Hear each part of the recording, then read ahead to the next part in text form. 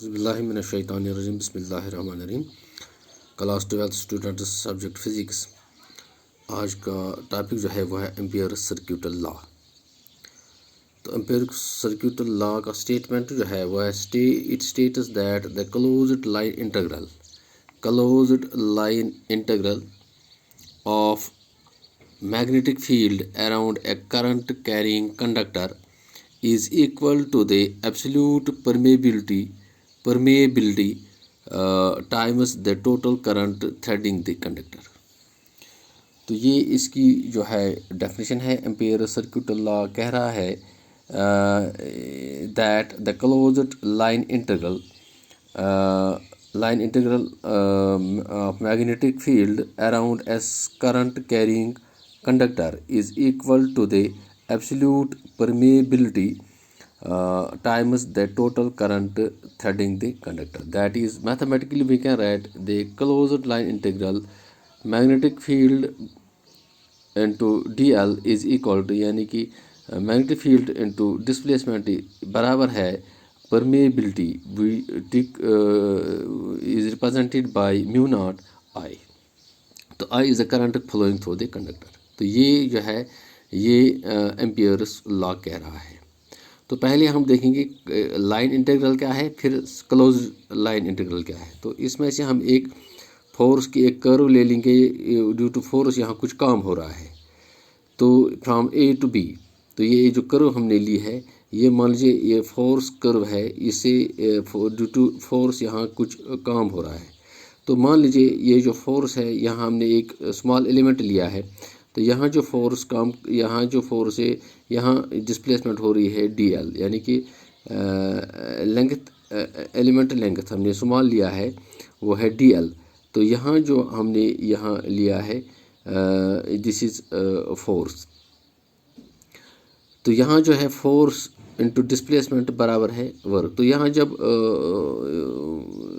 Small work has been done ही due to this force, तो this means that f into dl is equal to f dot dl is equal to dw।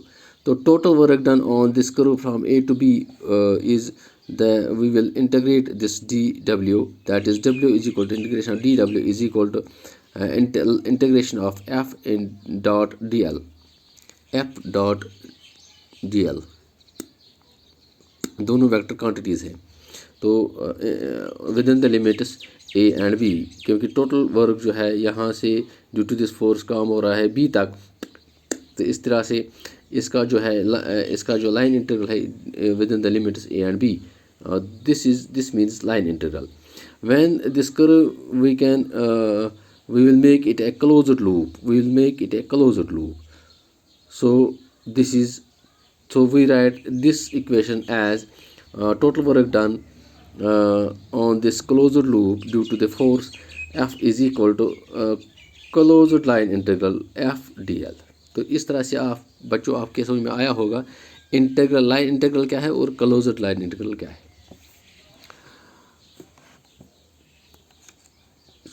जब भी कोई ये एक conductor है, इसमें करंट पास हो रही है, तो जब कोई करंट कंडक्टर में पास होती है तो इसके चारों तरफ एक मैग्नेटिक फील्ड क्रिएट होता है। तो मैग्नेटिक फील्ड का जो है वो सर्कुलर पाथ में इसके इर्द गिर्द बनता है मैग्नेटिक फील्ड।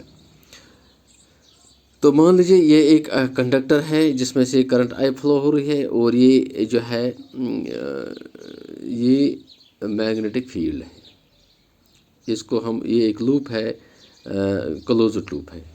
तो यहाँ हम लेते हैं यहाँ से यहाँ तक जो डिस्टेंस है P से, जो डिस्टेंस है यहाँ करंट सेंटर से, तो ये मान लीजिए R है। तो ये हर तरफ Q भी R डिस्टेंस पे है, यहाँ P भी R डिस्टेंस पे है। तो ये जो है ये डायरेक्शन ऑफ मैग्नेटिक फील्ड है, ये जो हम ले रहे हैं डायरेक्शन ऑफ मैग्नेटिक। तो direction of magnetic field and the distance from the center to the P is always perpendicular to each other। तो यहाँ से हम एक स्मॉल एलिमेंट ले रहे हैं ड्यू टू, और ये dl जो है ये स्मॉल डिस्प्लेसमेंट है। इस तरह से हम क्यों भी लिख सकते हैं, एक dl स्मॉल डिस्प्लेसमेंट है और ये जो है ये डायरेक्शन है मैग्नेटिक फील्ड है, ये डायरेक्शन ऑफ मैग्नेटिक फील्ड है। तो हम किसी भी पॉइंट पे इसका जो है इस लूप पे ये ले सकते हैं, स्मॉल एलिमेंट हम ले सकते हैं और इसको विद DL डिस्प्लेसमेंट। तो इस तरह से यहाँ जो as per the ampere circuit law यहाँ जो है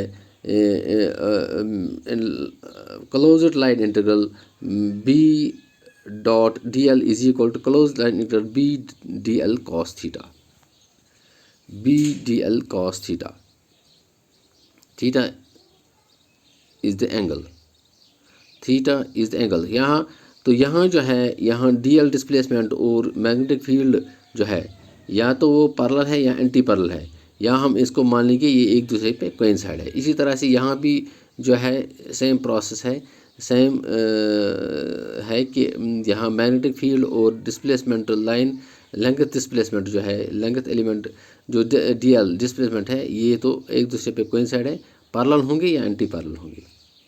तो इस तरह से ये जो है यहाँ लाइन इंटीग्रल इनटू B.dl, क्योंकि थीटा जो है 0 है तो cos 0 1 के बराबर है। तो यहाँ जो है this is closed line integral, magnetic field बराबर है mu not divide by 4 pi into 2I divide by R into DL। तो ये हो गया, ये कांस्टेंट है, ये टर्म भी कांस्टेंट है, ये इंटीग्रल से बाहर आएंगे तो क्लोज्ड इंटीग्रल DL, तो mu naught divide by 4 pi into 2I divide by R close integral DL। तो हम यहाँ इसका जो इंटीग्रल करेंगे तो इस तरह से यहाँ जो है यहाँ ये पूरा जो है ये इसकी जो है लेंथ आएगी इस लूप की, तो वो होगी पूरी लेंथ। जब हम इसका सारे का स्मॉल इन एलिमेंट्स का, ये जो एलिमेंट्स हैं इनके लेंथ एलिमेंट्स हैं, इनके इस लूप पे जब हम इनका सम लेंगे तो वो पूरा लूप आएगा। तो इस तरह से ये जो line integral close line integral DL जो है वो पूरी लेंथ होगी इसकी जो लूप की, सर्कुलर लूप की। तो इस तरह से ये होगा इसका सर्कमफरेंस, तो circumference is equal to 2πr, तो इसकी जो सर्कमफरेंस है वो 2πr के बराबर है।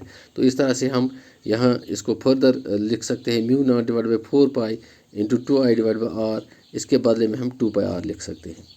तो यहाँ 2 and 2 4 और 4 कैंसिल होगा, R और R कैंसिल होगा, पाई और पाई कैंसिल होगा, तो यहाँ सीधा रिजल्ट जो आएगा वो है mu naught I, where mu naught is the permeability of the where mu naught is the permeability of air when current is flowing through the conductor. अगर हम मीडियम का इस जो कंडक्टर का हम परमेबिलिटी लेंगे तो उसमें हम नॉट हटा देंगे तो म्यू ही आता है। तो इस तरह से यहाँ पर म्यू नॉट जो है वो परमेबिलिटी ऑफ एयर है when the current is flowing through this conductor. तो इस तरह से ये है एम्पियर्स सर्किट लॉ। बच्चों इसको नोट करके रखिए। थैंक्स।